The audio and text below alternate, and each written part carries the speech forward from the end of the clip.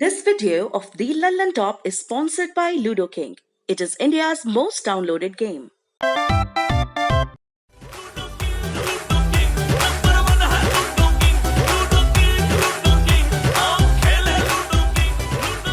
हाय दोस्तों, मैं Mika Singh and family and friends का नंबर 1 गेम लूडो किंग अभी डाउनलोड कीजिए। नमस्कार, मेरा नाम सौरभ है। आप लल्लन टॉप देख रहे हैं। पालघर में साधुओं की लिंचिंग हुई। भीड़ ने जिस तरह घेर कर मारा वो देखकर लोग सन्न हैं, क्योंकि मामला निहत थे बुजुर्ग साधुओं पर क्रूरता का है। इस दौरान कई अफवाहें भी उड़ी। मामले को सांप्रदायिक रंग देने की भी कोशिशें हुई। 2 पुलिस वाले सस्पेंड हुए, कई लोगों को हिरासत में लिया गया। मामले की जांच चल रही है, पॉलिटिक्स भी चल रही है। इन सब के बीच पालघर को लेकर ट्विटर पर कई हैशटैग ट्रेंड हुए थे। इसमें से एक था संतों हमें विराथू दो। 31 अप्रैल के इस हैशटैग से भारत में हजारों ट्वीट हुए। इन ट्वीट्स का सार ये था कि भारत के संतों को चाहिए कि वो इस देश को विराथू जैसा संत दें। ये विराथू कौन है? इन्होंने ऐसा क्या किया कि कुछ लोग इन्हें मिसाल बना रहे हैं? हम बताते हैं। साल था 1949। एक फिल्म लगी थी थिएटरों में, नाम पतंगा। इस फिल्म की एक ट्रेडमार्क पहचान है, एक संवाद। हेलो, हिंदुस्तान का देहरादून, मैं रंगून से बोल रहा हूँ। मैं अपनी बीवी रेणुका देवी से बात करना चाहता हूँ। और फिर आता है शमशाद बेगम का गाया अमर गाना, मेरे पिया गए रंगून। रंगून का असल नाम क्या था? यांगोन, म्यांमार की राजधानी, जिसे बर्मा पुकारते थे। म्यांमार में बहुसंख्यक समुदाय है बौद्ध। अहिंसा का पाठ पढ़ाने वाले बुद्ध के अनुयायी बौद्ध। और इसी म्यांमार में एक बौद्ध भिक्षु रहते हैं, जो बौद्ध भी हैं, भिक्षु भी हैं और कट्टर भी हैं, साथ साथ घनघोर राष्ट्रवादी भी। इनका नाम है अशीन विराथू। विराथू ने 16 बरस में घर तज दिया, भिक्षु बन गए। भिक्षु मतलब सन्यासी, जो माया मोह की गठरी फेंक दे, ज्ञान की राह चले, इतना विनम्र, इतना अहंकार मुक्त कि भिक्षु हो जाए। ये बुद्ध की दिखाई राह थी। विराथू की राह अलग थी। विराथू कहते थे सेव म्यांमार, माने म्यांमार को बचाओ। किससे बचाओ? उनके मुताबिक मुसलमानों की बढ़ती तादाद से बचाओ। फिर उन्होंने शुरू किया मूवमेंट 969। क्या मतलब है? दरअसल 2001 में इसी से विराथू को पहचान मिली। ये वो साल था जब अफगानिस्तान के बामियान में आतंकवादी तालिबान भगवान बुद्ध की प्रतिमा तोड़ रहे थे, अपनी मूर्खता का दस्तावेज गढ़ रहे थे। 5वीं सदी की विशाल मुस्कुराते हुए बुद्ध की प्रतिमा। और इत्तेफाक देखिए, उसी बुद्ध के अनुयायी विराथू म्यांमार में एक आंदोलन से जुड़ रहे थे, 969। वो आंदोलन से जुड़े और फिर इस संस्था के सबसे बड़े नेता बन गए। क्या है ये 969? इसे बुद्ध की शिक्षाओं का सार समझा जाता है। 9 मतलब बुद्ध के 9 गुण, खास गुण। 6 मतलब बुद्ध के बताए 6 कर्म, मसलन पाप से दूरी, कल्याणकारी कार्य, दया, सत्य इत्यादि। और आखिरी वाला फिर 9, इसका मतलब है बुद्ध द्वारा स्थापित संघ के 9 विशेष चरित्र। 969 बौद्ध धर्म का सार, बुद्ध, संघ, धम्म। इस आंदोलन के नाम में कितना विराट दर्शन है, लेकिन इसकी मंशा क्या थी? कई अंतर्राष्ट्रीय राजनीतिक टिप्पणीकार कहते हैं नफरत फैलाना। ये आंदोलन म्यांमार में रहने वाले मुस्लिम समुदाय को निशाना बनाता था। अपील करता था कि लोग मुस्लिम दुकानदारों का बहिष्कार करें। मुस्लिमों को चिन्हित करने के लिए बौद्धों के घरों और दुकानों पर 969 लिख दिया जाता था। विराथू कहते बौद्धों को बौद्धों से ही चीज़ें खरीदनी चाहिए। इसके अलावा ये आंदोलन अल्पसंख्यक रोहिंग्या मुसलमानों पर प्रतिबंध लगाने की भी मांग करता था। जल्द ही 969 आंदोलन जोर पकड़ने लगा। विराथू के भाषणों की सीडी बिकने लगी। फिर हिंसा फैली। इसमें कम से कम 10 मुस्लिम मारे गए। विराथू को हिंसा भड़काने का म्यांमार की तानाशाही जुंटा सरकार ने दोषी पाया।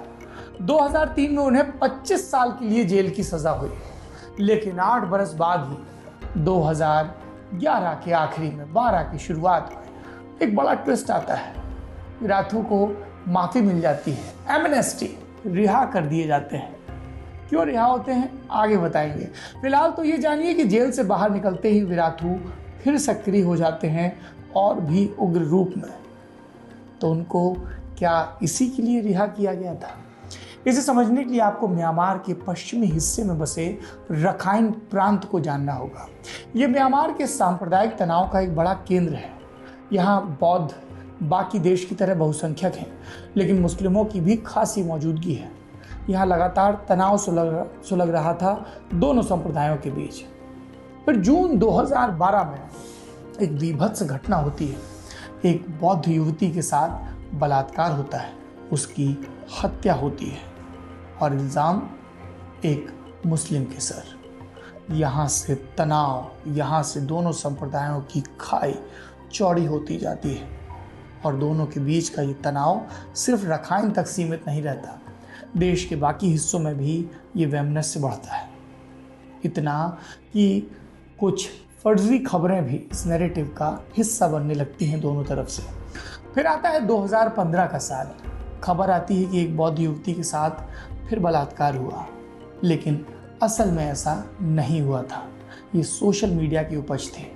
2015 के इस रेप केस को लेकर विराथू ने सोशल मीडिया पर भड़काऊ पोस्ट लिखे, जिससे अफवाहें फैली और हिंसा बढ़ गई। बहुसंख्यक तुष्टीकरण का ये माहौल सरकार की तरफ से भी प्रायोजित था। म्यांमार के राष्ट्रपति थेन सेन वो उस दौर में एक विवादास्पद योजना लेकर आए थे कि रोहिंग्या मुस्लिमों को किसी और देश में भेज दिया जाए। थेन सेन सरकार रोहिंग्या मुस्लिमों को UNHCR यानी कि United Nations high commissioner for refugee उनको सौंपने के लिए तैयार थी। सरकार ने कहा कि हम UNHCR को सौंप देंगे, फिर जो देश उन्हें लेने को तैयार हों ले जाएं यहाँ से। लेकिन UNHCR ने थेन सेन की इस कट्टर योजना की निंदा की और इसे खारिज कर दिया। ऐसे में जेल से निकले विराथू ने राष्ट्रपति की इस योजना का समर्थन किया, रैलियां निकाली। बौद्ध बहुसंख्यकों के बीच विराथू की पकड़ बहुत थी, तो उनके समर्थन को सरकार का एंडोर्समेंट माना गया। फिर राष्ट्रपति की योजना को और बढ़ावा देते हुए सितंबर के महीने में विराथू ने मांडले में हजारों भिक्षुओं को साथ लेकर रैली निकाली। इससे फिर माहौल भड़का और करीब महीने भर बाद ही रखाइन प्रांत में बड़े पैमाने पर दंगे हुए। जैसे जैसे विराथू की कट्टरता बढ़ती, वैसे वैसे लोकप्रियता भी। वो किसी रॉक स्टार की तरह हो गए थे कम्युनिटी के लिए। लोग उन्हें सुनते थे तो विराथू ऐसा क्या कहते थे, एक उदाहरण देकर बताता हूँ। विराथू कहते थे, आपके अंदर दया और प्रेम भरा हो सकता है, लेकिन इसका मतलब ये तो नहीं कि आप किसी पागल कुत्ते के बगल में सो जाएं।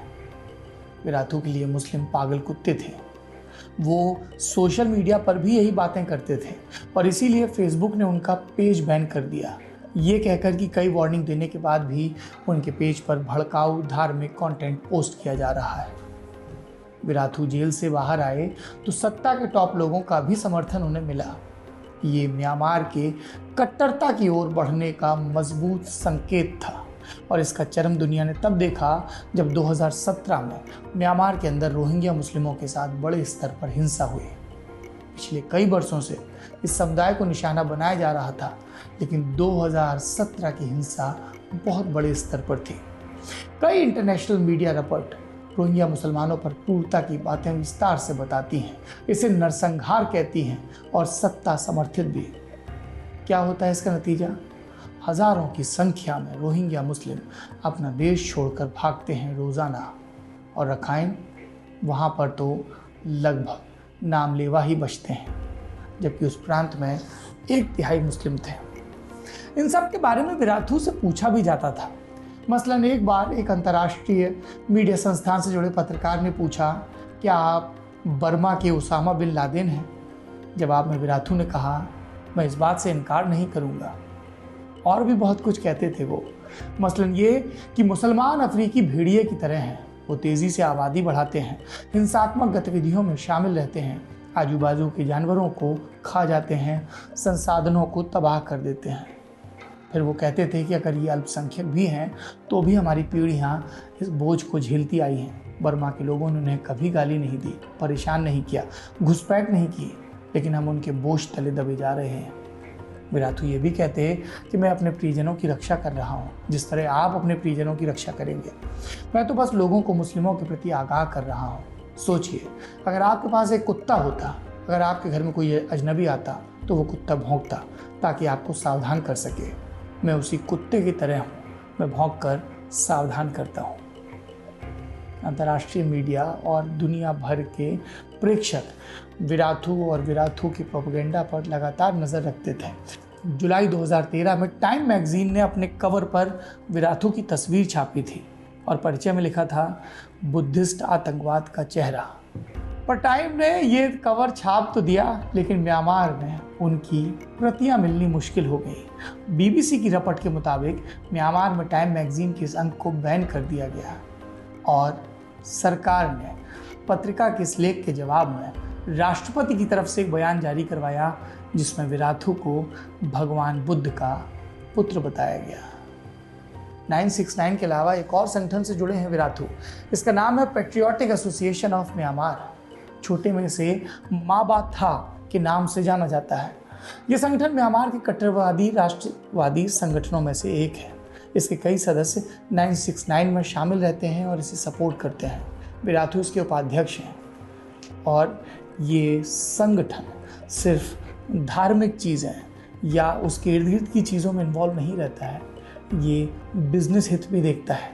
2014 में कतर की एक टेलीकम्युनिकेशन कंपनी को मोबाइल सर्विस से जुड़ा ढांचा डेवलप करने के लिए म्यांमार में टेंडर मिला जो म्यांमार की सरकार ने दिया था।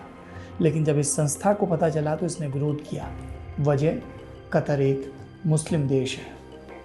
ये संगठन 2016 से रोहिंग्या मुस्लिमों के खिलाफ काम कर रहा है। म्यांमार का दूसरा सबसे बड़ा शहर है मांडले। यहीं पर वो जेल है जहां कभी लोकमान्य बाल गंगाधर तिलक को कैद किया गया था अंग्रेजों के द्वारा। इसी मांडले शहर में विराथू के मठ का आंगन है, मुख्यालय है। खबरें बताती हैं कि इस मठ के प्रवेश द्वार पर खूनी तस्वीरें लगी हैं। कहा जाता है ये मुस्लिमों द्वारा मारे गए बौद्धों की तस्वीरें हैं। इनके पीछे की मंशा विराथू का उग्र राष्ट्रवाद और अपने संप्रदाय को पोषित करने की नीयत। जब आंग सान सूची डेमोक्रेसी ला रही थी तब उम्मीद जगी थी म्यांमार में कि वहाँ के सब समुदाय के लोगों को राहत मिलेगी। लोकतंत्र का स्वरूप तो यही कहता है ना कि भीड़ का तंत्र ना चले। जो कमज़ोर हैं, जो पिछड़े हैं, चाहे वो दलित हों, चाहे वो आदिवासी हों, चाहे वो अल्पसंख्यक हों, उनको भी बराबरी के अधिकार मिलें ताकि सब मिलकर देश की तरक्की कर सकें।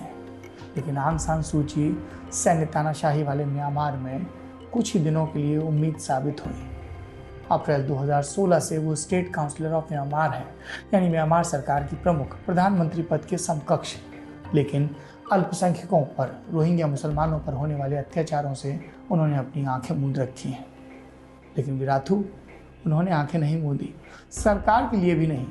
न्यूयॉर्क टाइम्स की एक रिपोर्ट के मुताबिक अप्रैल 2018 में विराथू ने म्यांमार सरकार पर आरोप लगाया था कि सरकार विदेशियों के फंड से चल रही है।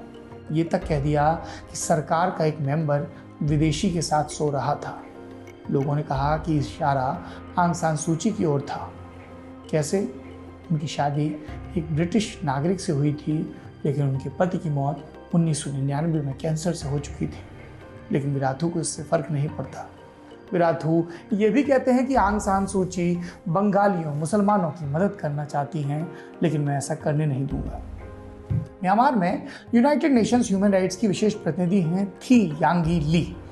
विराथू ने एक दफ़ा उनको कुतिया और वैश्या कहा और इतना कहकर चुप नहीं हुए। कहा कि अगर और बुरे शब्द होते तो उनका भी इस्तेमाल करता।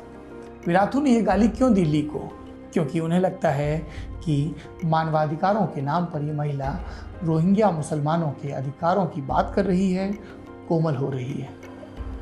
विराथू, जिसको वहाँ की सरकार बाहर लाई ताकि बहुसंख्यकों को संतुष्ट कर सके और अपनी सत्ता को अक्षुण्ण रख सके, लोकतंत्र की पुकार वाले हर आंदोलन से सत्ता का यही चरित्र होता है। वो कट्टरपंथी तत्वों का इस्तेमाल करती है ताकि वो बनी रहे। बाबर ने यही किया था अपनी मशहूर लड़ाई से पहले। जब उसे लगा कि उसके सैनिक हतोत्साहित हो रहे हैं तो उसने शराब के पीपे पलटवा दिए, अपने आप को गाजी कहने लगा हरा झंडा लहरा दिया, अपनी लड़ाई को इस्लाम की लड़ाई बताने लगा। हर देश में, हर दुनिया में, हर वक्त में, हर धर्म में इस तरह के कट्टरपंथी तत्व रहते हैं जो डर और खतरा बताकर सियासत करते हैं, सियासत के मोहरे बनते हैं। विराथू की कहानी कही तो सिद्धार्थ की कहानी याद आ गई। राजकुमार सिद्धार्थ अपने चचेरे भाई देवदत्त के साथ बगीचे में थे। देवदत्त ने तीर मारकर एक हंस को घायल कर दिया। सिद्धार्थ उस जख्मी हंस की मलहम पट्टी करने लगे। देवदत्त हंस पर हक मांगने लगे क्योंकि उन्होंने तीर मारकर हंस को गिराया था। लेकिन सिद्धार्थ कहते हैं, प्राण लेने वाले से प्राण बचाने वाले का अधिकार ज़्यादा होता है। सिद्धार्थ को अधिकार इसलिए चाहिए था ताकि वो हंस का उपचार कर सके। सिद्धार्थ जो बुद्ध बने, और बुद्ध के पाठ से अगर यही अहिंसा और करुणा हटा दें तो क्या बचेगा भला। अब इन सब के बाद याद करिए कि हमारे यहाँ ट्विटर पर एक अपील चल रही है जिसकी वजह से हम आपको विराथू की कहानी सुना रहे हैं। आप देख रहे हैं लल्लन टॉप।